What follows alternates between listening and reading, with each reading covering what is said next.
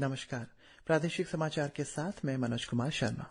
प्रधानमंत्री नरेंद्र मोदी ने आज भोपाल के रानी कमलापति रेलवे स्टेशन से देश की 5 नई वंदे भारत ट्रेन को हरी झंडी दिखाकर रवाना किया। प्रधानमंत्री ने सबसे पहले रांची, पटना, धारवाड़ के एसआर, बेंगलुरु और गोवा, मांडवा, मुंबई को वर्चुअल माध्यम से हरी झंडी दिखाकर रवाना किया। इसके बाद श्री मोदी ने मध्य प्रदेश की 2 वंदे भारत ट्रेन भोपाल इंदौर और भोपाल जबलपुर को झंडी दिखाई। ये दोनों ट्रेन एक साथ रानी कमलापति रेलवे स्टेशन से रवाना हुई। प्रधानमंत्री ने आज एक ट्वीट में कहा है कि ये ट्रेन शुरू होने से मध्य प्रदेश, कर्नाटक, महाराष्ट्र, गोवा, बिहार और झारखंड में कनेक्टिविटी बढ़ेगी।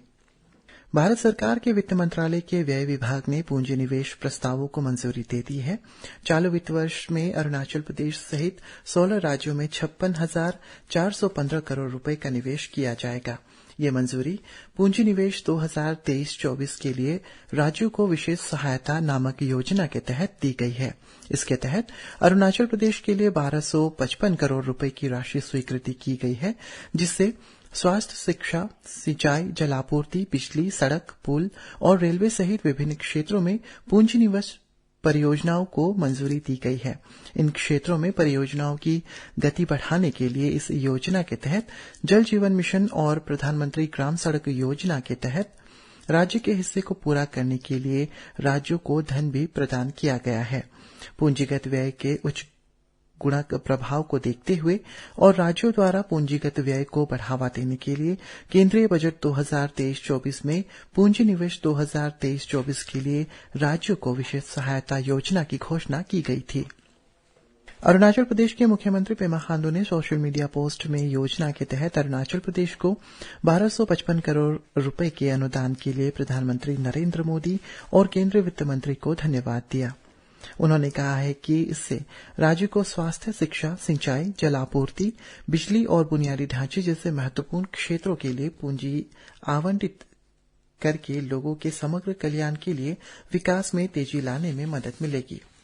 Pasighat smart city development corporation ने स्मार्ट सिटी की 8वीं वर्षगांठ के अवसर पर सोमवार को पासीघाट में 1 दिवसीय कार्यक्रमों के एक और श्रृंखला आयोजित की।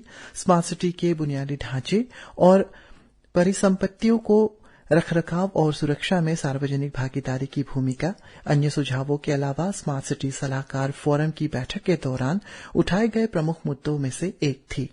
बैठक में भाग लेते हुए विधायक कालिंग मोयोंग ने शहर की संपत्तियों के स्वामित्व पर जोर दिया है और कहा है कि प्रत्येक नागरिक को भविष्य की पीढ़ियों और स्थिरता के लिए अपने शहर की सार्वजनिक संपत्तियों और सुविधाओं को बनाए रखने में जिम्मेदारी लेनी चाहिए।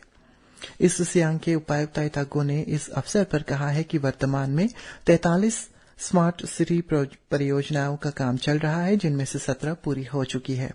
उन्होंने ये भी कहा है कि सतत विकास और लोगों के जीवन की गुणवत्ता में सुधार के लिए परियोजना कार्यान्वयन को बढ़ावा देने के लिए हितधारकों से प्रतिक्रिया और सुझाव महत्वपूर्ण है। Arunachal Pradesh Services Pension Association East Siang इकाई ने रुकसिन सब डिवीजन के तहत सिकातोदे में ताको गांव मेमोरियल सरकारी प्राथमिक विद्यालय को गोद लिया है।